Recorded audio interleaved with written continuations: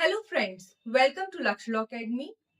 आज के इस सेशन में हम देखने वाले हैं छत्तीसगढ़ रेंट कंट्रोल एक्ट 2011। आप लोगों को पता है कि Chhattisgarh rent control act 2011 Chhattisgarh civil जज का जो एग्जाम है उसमें एक लोकल लॉ है, आपका सिलेबस का पार्ट है। और चूंकि हम ये एक्ट ऑलरेडी स्टार्ट कर चुके थे, हमने इसकी सेक्शन 1 देख ली है और सेक्शन 2 में कुछ डेफिनेशंस देख ली थी। लैंडलॉर्ड तक की डेफिनेशन हमने देख ली थी, आगे टेनेंट से हमें कंटिन्यू करना थी। तो आज के इस लेक्चर में हम टेनेंट से जो है अपनी क्लास कंटिन्यू करेंगे। आप लोगों को पता होगा कि छत्तीसगढ़ सिविल जज का नोटिफिकेशन, आपकी जो वैकेंसी है वो आ चुकी है, फॉर्म भी फिल किए जा चुके हैं। जो भी एस्पिरेंट्स है, आई होप सभी ने टाइमली फॉर्म फिल कर दिया होगा। जनवरी 25 जनवरी जो है लास्ट डेट इसमें आई थी फॉर्म फिल करने की। सो आई होप आप सभी ने फॉर्म फिल कर दिया होगा। तो जो भी एस्पिरेंट्स छत्तीसगढ़ सिविल जज की तैयारी कर रहे हैं उन सभी को ऑल द वेरी बेस्ट। तो चलिए आज हम स्टार्ट करते हैं छत्तीसगढ़ सिविल जज में आने वाला हमारा लोकल लॉ, जो कि है आपका छत्तीसगढ़ रेंट कंट्रोल एक्ट 2011। और इसकी सेक्शन 2 डेफिनेशन क्लॉज जो है उसमें हमने प्रीवियस क्लास में देखा था कि कौन कौन सी इंपॉर्टेंट डेफिनेशंस है। तो यदि आपने प्रीवियस वीडियोस नहीं देखे हैं तो आप प्रीवियस वीडियोस देख लीजिए, उसकी लिंक आपको डिस्क्रिप्शन बॉक्स में दे दी जाएगी। आप वहां से सेक्शन 1 और सेक्शन 2 में इंपॉर्टेंट जो भी डेफिनेशंस है कौन सी है वो जानने के लिए आप प्रीवियस वीडियोस देख सकते हैं। तो आज से हम स्टार्ट करेंगे हमारा ये एक्ट, जिसमें हम देखेंगे नेक्स्ट डेफिनेशन हमारी लैंडलॉर्ड के बाद की। तो लैंडलॉर्ड के बाद जो डेफिनेशंस एक्ट में दी गई हैं वो जैसा कि मैंने आपको प्रीवियस वीडियोस में बताया था कि हमें सारी डेफिनेशंस पे फोकस नहीं करना है, हमें इंपॉर्टेंट डेफिनेशंस देखनी है। तो लैंडलॉर्ड के बाद हम इसको कोरिलेट करेंगे सबसे पहले टेनेंट से। बाकी की डेफिनेशंस भी हम एक बार रीड आउट जरूर करेंगे, लेकिन चूंकि लैंडलॉर्ड और टेनेंट से जुड़ा हुआ ये एक्ट है, आपको पता ही है, तो चूंकि हम लैंडलॉर्ड की डेफिनेशन पढ़ चुके थे तो इसलिए आज हम टेनेंट की डेफिनेशन सबसे पहले देखेंगे।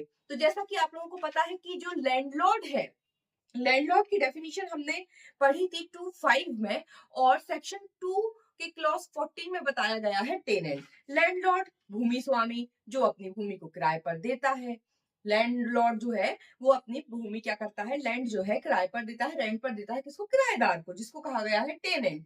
तो भूमि स्वामी वो व्यक्ति होता है जो प्रॉपर्टी को रेंट पर देता है और उसके बदले में मनी को रिसीव करता है, एंटाइटल्ड होता है उसके बदले में मनी लेने के लिए। किससे? टेनेंट से। वो लैंडलॉर्ड होता था और हमने देखा भी था कि उसमें और कई सारे व्यक्ति थे जो किस किस हैसियत में जो है लैंडलॉर्ड माने जाएंगे, जैसे रिसीवर था, है ना। तो इसी तरीके से अब टेनेंट की डेफिनेशन भी इसमें बताई गई है। तो नॉर्मल आम बोलचाल की भाषा में हम जानते हैं कि एक स्वामी, भूस्वामी जो होता है, जिसकी भूमि होती है, वो क्या करता है, किराया प्राप्त करता है। जिसको वो किराए पर देता है वो किराएदार कहलाता है। और किराएदार कौन कहलाता है? जो भूमि को किराए पर लेने के बदले में किराए के तौर पर कुछ पैसे मकान मालिक को देगा। ये आम बोलचाल की भाषा में। अब हम बैरेक्ट की लैंग्वेज अगर देखते हैं तो समझते हैं कि बैरेक्ट की लैंग्वेज में क्या बताया गया है। तो आप लोग भी मेरे साथ बैरेक्ट में एक बार रीड कीजिए कि टेनेंट को किस प्रकार से परिभाषित किया गया है। तो चलिए हम लोग जल्दी से टाइम वेस्ट किए बिना बैरेक्ट का प्रोविजन देखते हैं। तो इसमें कहा गया है tenant means the person by whom or on whose account or behalf rent is or but for a contract express or implied would be payable for any accommodation to his landlord, including the person who is continuing its possession after the termination of his tenancy, otherwise than by an order or decree for eviction passed under the provisions of this act। तो actually में देखा जाए तो इस act में इस परिभाषा को दो पार्ट्स में हम समझ सकते हैं। तो पार्ट फर्स्ट जो कह रहा है आपका टेनेंट या जो अभिधारी, हिंदी में भी देखेंगे हम किराएदार। तो किराएदार से अभिप्रेत है कोई व्यक्ति जिसके द्वारा या जिसके लेखे या जिसकी ओर से भाड़ा या किराया दे है, या किसी अभिव्यक्त विवक्षित संविदा के ना होने की दशा में किसी वास सुविधा के लिए उसके भवन स्वामी को दे होता। यहाँ तक आपका पार्ट फर्स्ट है। उसके बाद नेक्स्ट पार्ट है वो हम बाद में समझते हैं। तो पहले हम यहाँ पर देख लेते हैं इसका पार्ट फर्स्ट। तो ये कह रहे हैं कोई व्यक्ति, एनी पर्सन। टेनेंट कौन है भाई?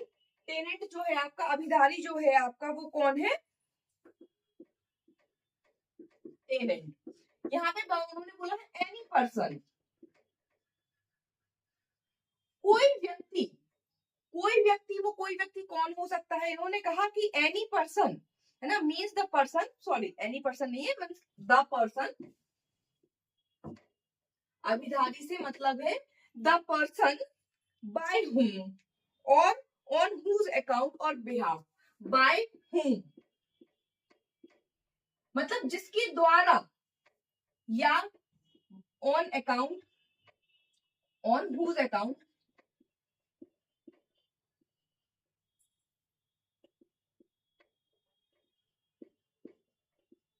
जिसके लेखे पर, ठीक, तो फर्स्ट हो गया bye whom, or on whose account, जिसके अकाउंट के द्वारा, जिसके लेखे के द्वारा, या फिर ऑन बिहाफ, ऑन बिहाफ किसी की ओर से। तो कोई व्यक्ति जो या तो खुद रेंट दे रहा हो, ऑन हुज, बाय हुम जिसके द्वारा खुद रेंट दिया जा रहा हो, ऑन हुज अकाउंट जिसके लेखे के द्वारा, जिसके खाते के द्वारा पेमेंट की जा रही हो रेंट की, ऑन बिहाफ या फिर किसी की ओर से कोई अदर व्यक्ति जो है किराया दे रहा है, तो वो व्यक्ति क्या कहलाएंगे? ये सभी व्यक्ति कहलाएंगे टेनेंट। ठीक है, अब इसके बाद एक और लाइन दी गई है यहाँ पर, आगे अगर आप पढ़ेंगे तो or but for a contract express or implied would be payable for any accommodation to his landlord। तो किराएदार से कोई ऐसा व्यक्ति अभिप्रेत होता है जिसके द्वारा या जिसके लेखे या जिसकी ओर से भाड़ा दे है, तो ये तीन लोग तो है ही कि जो दे रहा है, जिसके द्वारा दिया जा रहा है किराया, या फिर जिसके अकाउंट से, जिसके लेखे से दिया जा रहा है किराया, या जिसकी ओर से, किसी और व्यक्ति की ओर से अगर कोई किराया दे रहा है तो वो व्यक्ति भी क्या है? किराएदार कहलाएगा। या किसी अभिव्यक्त या विविक्षित संविदा के ना होने की दशा में किसी वास सुविधा के लिए उसके भवन स्वामी को दे होता।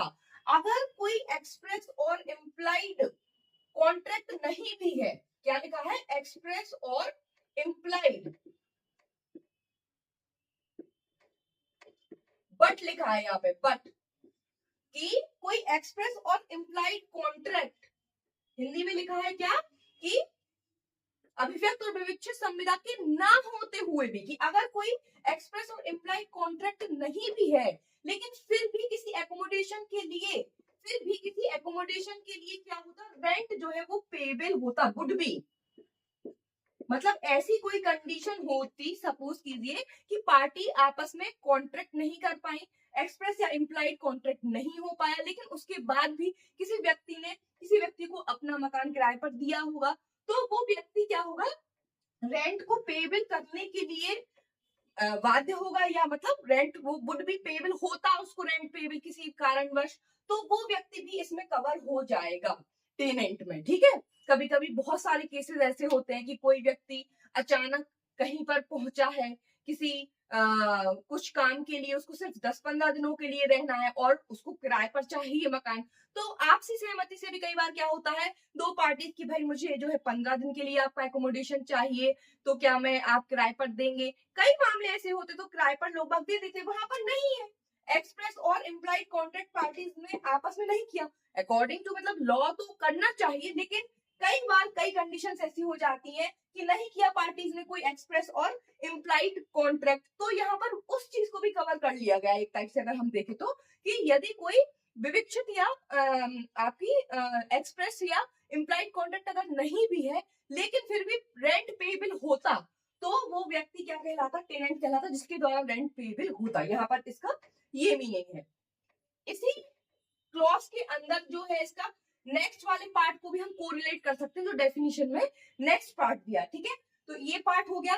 किराएदार कौन है भाई? सिंपल सी बात है, किराएदार वो व्यक्ति है जो किराया देगा, जिसके द्वारा किराया दिया जाएगा, जिसकी ओर से किराया दिया जाएगा, या फिर जिसके लेखे पर किराया दिया जाएगा, या ऐसा भी कोई व्यक्ति हो सकता है जिसके द्वारा किराया दे होता, जिसको रेंट देना होता, भले ही उनके बीच में कोई एक्सप्रेस और इम्प्लाइड कॉन्ट्रैक्ट ना भी होता। बट यहाँ पर क्या है? इज और बट कॉन्ट्रैक्ट एक्सप्रेस और implied, for a contract express और इम्प्लाइड वुड बी पेबल होता। ठीक, तो ये वाला पार्ट। अब इसमें जो मोस्ट इंपॉर्टेंट पार्ट है कि टेनेंट जो होता है, हमने अभी टेनेंसी एग्रीमेंट भी आगे देखेंगे, कि किसी भी मकान को अगर किराए पर देना है तो दो पार्टीज जो है लैंडलॉर्ड और टेनेंट, इनके बीच में एक एग्रीमेंट होगा जिसको टेनेंसी एग्रीमेंट बोलते हैं, उसके तहत ही जो है मकान किराए पर जाता है। तो 11 मंथ का टेनेंसी एग्रीमेंट बनता है, आगे हम प्रोविजंस देखेंगे ही।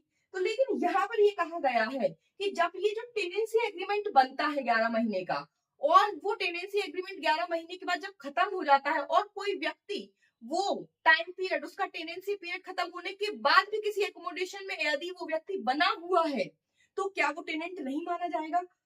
तो ये डेफिनेशन कहती है कि नहीं भाई, अगर टेनेंसी पीरियड 11 महीने का खत्म हो गया है और उसके बाद भी कोई व्यक्ति बिना टेनेंसी एग्रीमेंट को रिन्यू करवाए या बिना टेनेंसी नया एग्रीमेंट बनवाए हुए भी उस एकोमोडेशन पर कंटिन्यू अपना पोजीशन रखता है तो वो टेनेंट माना जाएगा। ये इस डेफिनेशन में आगे कहा गया है। पढ़िए आप लैंग्वेज, इसमें लिखा है एंड इंक्लूड्स। ये जो हमने कॉन्ट्रैक्ट एक्सप्रेस और इम्प्लाइड वाली बात समझी है, इसके जस्ट बाद का क्या कहा गया है इसमें कि including the person who is continuing its possession after the termination of his tenancy, otherwise than by an order or decree for eviction passed under the provision of this act। Hindi में भी देखिए एक बार क्या कहा गया है तथा इसके अंतर्गत कोई ऐसा व्यक्ति सम्मिलित है जो इस अधिनियम के प्रावधानों के अंतर्गत पारित बेदखली संबंधी आदेश या डिक्री से अन्यथा भी अभिधृति की समाप्ति के पश्चात कब्जा निरंतर बनाए रखता है। ठीक है, तो दो पार्टीज है ए एंड बी, ये जो है आपका एकोमोडेशन है, इनके बीच में जो है एग्रीमेंट हुआ है।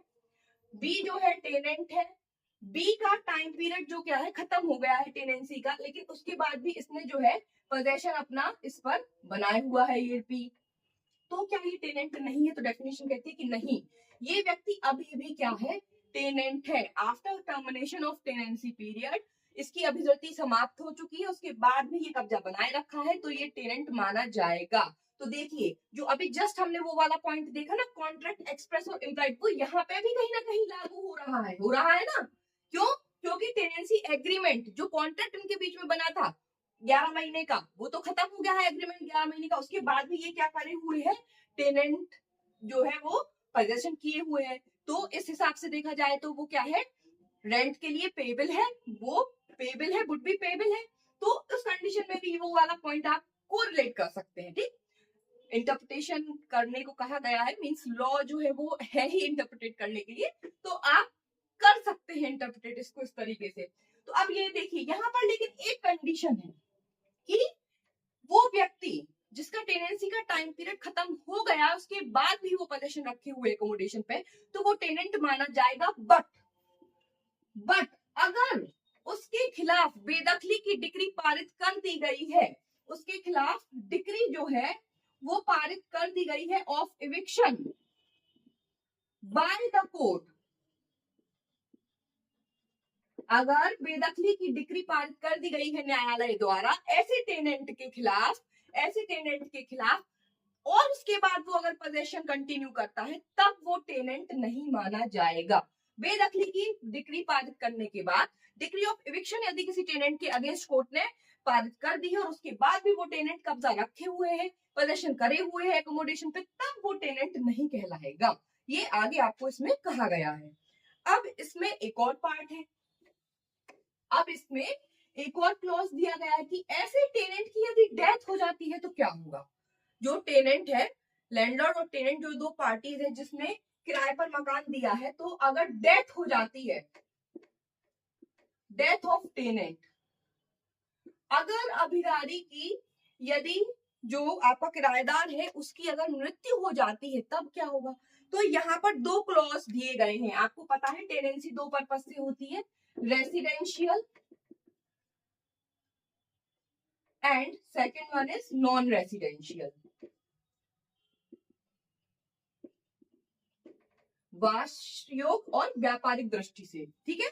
तो यहाँ पर कहा गया है कि रेसिडेंशियल और नॉन रेसिडेंशियल पर्पस से, दो पर्पस से टेनेंट को मकान जो है किराए पर दिया गया है और टेनेंट की मृत्यु हो जाती है तो क्या होगा। तो यहाँ पर कहा गया है रेसिडेंशियल पर्पस के लिए, देखिए इसका clause 1, in the event of death of the person referred in sub clause 1 in case of accommodation let out for residential purpose, जहां पर रेसिडेंशियल पर्पस के लिए मकान किराए पर दिया गया है, वास सुविधा के लिए दिया गया है, रेसिडेंशियल पर्पस के लिए his surviving spouse, son, daughter, mother and father, and who had been ordinarily residing with him in such accommodation as member of his family up to his death. Hindi में भी एक बार पढ़िए। उपखंड एक में निर्दिष्ट व्यक्ति की मृत्यु होने की स्थिति में आवासीय प्रयोजन से के लिए वास सुविधा के किराए पर दिए जाने के मामले में, तो वास सुविधा क्या कैसे दिया है? आवासीय प्रयोजन से, रेसिडेंशियल पर्पस से जहां पर दिया गया, आवासीय प्रयोजन से जहां पर दिया गया है, तो उसका उत्तरजीवी पति, मतलब यदि पत्नी के नाम, पत्नी ने जो है रेंट एग्रीमेंट अपने नाम से बनवाया है, टेनेंट कौन है? पत्नी है, और वो उसकी मृत्यु हो जाती है, वाइफ की यदि मृत्यु हो जाती है और टेनेंट वाइफ है, वाइफ के नाम से टेनेंसी एग्रीमेंट जो है लैंडलॉर्ड और जो टेनेंट के बीच में बना है वो किसी महिला के नाम से बना है और वो मैरिड है और उसकी मृत्यु हो जाती है, तो उसका पति हो सकता है, पति हो सकता है, और अगर पति के नाम से टेनेंसी एग्रीमेंट बना है तो पत्नी हो सकती है, मतलब कोई भी हो सकता है, स्पाउस मतलब पति पत्नी। तो उत्तरजीवी पति या पत्नी, पुत्र पुत्री, माता और पिता, जो सामान्यतः उसके साथ ऐसे वास सुविधा में उसके परिवार के सदस्य के रूप में उसकी मृत्यु काल तक रहते हो। तो यहाँ पर क्या बताया गया है कि अगर आवासीय प्रयोजन से या रेसिडेंशियल प्रयोजन से किसी व्यक्ति को मकान किराए पर दिया गया है और उस व्यक्ति की टेनेंट की मृत्यु हो जाती है, तो जो भी लिविंग स्पाउस है, मतलब जीवित पति पत्नी है, ठीक है, सन, डॉटर, पुत्र या पुत्री है, माता पिता, मदर और फादर, माता पिता, तो यहाँ पर ये लोग जो ऐसे व्यक्ति के साथ उसके मृत्यु के अंत तक उसी मकान में रह रहे हैं साथ में, तब वो लोग इसके बदले में जब ये व्यक्ति मर जाएगा तो इनमें से जो है व्यक्ति को अभिधारी मान लिया जाएगा। मान लीजिए कोई टेनेंट रह रहा है, उसकी मृत्यु हो गई, उसकी मृत्यु पर उसकी पत्नी उसके अंत तक उसके साथ में थी तो पत्नी हो जाएगी, पत्नी नहीं थी, माता पिता साथ में रहते थे तो माता या पिता जो भी साथ में रहते थे वो बन जाएंगे, माता पिता पति पत्नी नहीं थे तो सन डॉटर में से कोई अगर साथ में रहता था तो वो क्या बन जाएंगे? उसकी जगह पर किराएदार बन जाएंगे। ठीक, यहाँ पर है अप टू हिज डेथ, उस टेनेंट की मृत्यु होने तक ये लोग उसके साथ में रहना चाहिए, ये इसमें लाइन कहा गया है। ठीक है, उसकी मृत्यु काल तक साथ में रहते हो उस एकोमोडेशन में ये लोग, और तब उस कंडीशन में इन लोगों को क्या है? टेनेंट माना जाएगा। अब दूसरा है आपका नॉन रेसिडेंशियल पर्पस। तो in the case of accommodation let out for commercial और बिजनेस पर्पस, नॉन रेसिडेंशियल का मतलब क्या होता है? बिजनेस पर्पस से, मतलब किसी ने कोई दुकान, कोई व्यापार खोलने के लिए, कोई बड़ा शोरूम खोलने के लिए कोई जगह, कोई स्थान किराए पर लिया, उसकी बात हो रही है। तो व्यापारिक पर्पस से his surviving spouse, son, daughter, mother and father who had been ordinarily carrying on business with him in such accommodation as member of his family up to his death। तो यहाँ पर लोग सेम है दोनों condition में, ये सभी लोग सेम है, बस अंतर क्या है कि रेसिडेंशियल पर्पस था तो वो साथ में रहते हो उसकी डेथ तक, और यहाँ पर नॉन रेसिडेंशियल पर्पस है तो साथ में क्या कर रहे हो? व्यापार कर रहे हो, कब तक? उसकी डेथ तक,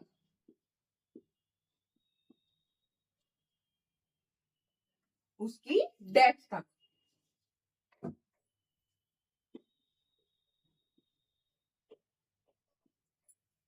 जब तक उस व्यक्ति की डेथ नहीं हो जाती है तब तक ये सारे लोग उसके साथ उस एकोमोडेशन में व्यापार करते थे साथ में। तब फिर नॉन रेसिडेंशियल के केस में व्यापारिक और वाणिज्यिक मामले जहां पर है कि जहां पर किसी स्थान को व्यापारिक और वाणिज्यिक पर्पज से किराए पर दिया गया है और तब टेनेंट की मृत्यु हो जाती है तो उनके जो भी लिविंग स्पाउस है, पति पत्नी है जीवित, सन, डॉटर, पुत्र और पुत्री है, माता पिता है, जो भी साथ में व्यापार करते थे उसकी डेथ तक उसके साथ वहां पर, तो वो लोग क्या होंगे? टेनेंट कहे जाएंगे। अब यहाँ पर ये जो सेक्शन है, यहाँ पर पत्नी को लेकर के एक आपको चीज बताई गई है, वो आपको मिलेगी कहाँ पे? शेड्यूल में। इसके लिए आपको जाना पड़ेगा पीछे शेड्यूल में, कि यदि कोई मेल मेंबर है, यदि कोई मेल है, वो भी कैसा है? मैरिड है, मतलब मैरिड मेल मेंबर है, कोई विवाहित पुरुष है, ठीक, अगर उसकी मृत्यु होती है, मेल मैरिड है, कोई विवाहित पुरुष की यदि मृत्यु हो जाती है तो ऐसी कंडीशन में जो भी वाइफ रहेगी, या डेथ की बात है, अगर वो व्यक्ति मर गया है तो फिर वो उसको क्या कहा जाएगा, विडो कहा जाएगा। और अगर मेल मैरिड पर्सन जो है, तो यहाँ पर है इस सेक्शन में हम बात कर रहे हैं डेथ की, और शेड्यूल में जो आपको शेड्यूल में प्रोविजन मिल रहा है, शेड्यूल 4 के सीरियल नंबर, शेड्यूल 4 के सीरियल नंबर 4 में, शेड्यूल 1 सॉरी, शेड्यूल 1 के सीरियल नंबर 4 में, हाँ ध्यान रखिएगा, शेड्यूल 1 के सीरियल नंबर 4 में ये कहा गया है कि यदि किसी व्यक्ति को, जो टेनेंट है, जो अभिधारी है, उसकी डेथ हो जाती है या फिर वो क्या हो जाता है, मेंटल इनकैपेसिटेट हो जाता है, उसकी मानसिक स्थिति बिगड़ जाती है, ठीक है, मेंटल इनकैपेसिटी,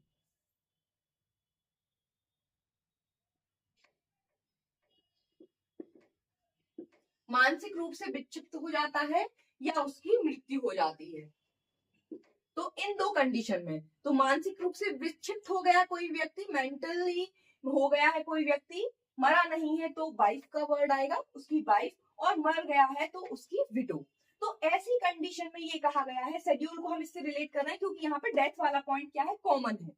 तो सेक्शन में तो ये कहा गया है कि यदि किसी व्यक्ति की डेथ हो जाती है, तो जिस व्यक्ति की भी डेथ हुई है तो उसका अपोजिट स्पाउस यानी पति है तो पत्नी, पत्नी है तो पति, और सन डॉटर, मदर फादर जो भी है, उनमें से जो भी उनके साथ लास्ट तक रहे हैं परिवार में जो भी है, तो वो टेनेंट मान लिए जाएंगे। लेकिन यहाँ पर पर्टिकुलर बात की जा रही है किसी मेल मैरिड पर्सन की, अगर उसकी मृत्यु हो गई है तो उसकी विडो ऑटोमेटिकली टेनेंट मान ली जाएगी। यदि मेंटल इनकैपेसिटी हो गई है, मतलब व्यक्ति जो है वो मानसिक रूप से विकृत हो गया है, तो उस कंडीशन में उसकी वाइफ ऑटोमेटिकली उसके स्थान पर टेनेंट मान ली जाएगी। बस एक कंडीशन क्या है कि इनको एक सब एग्रीमेंट,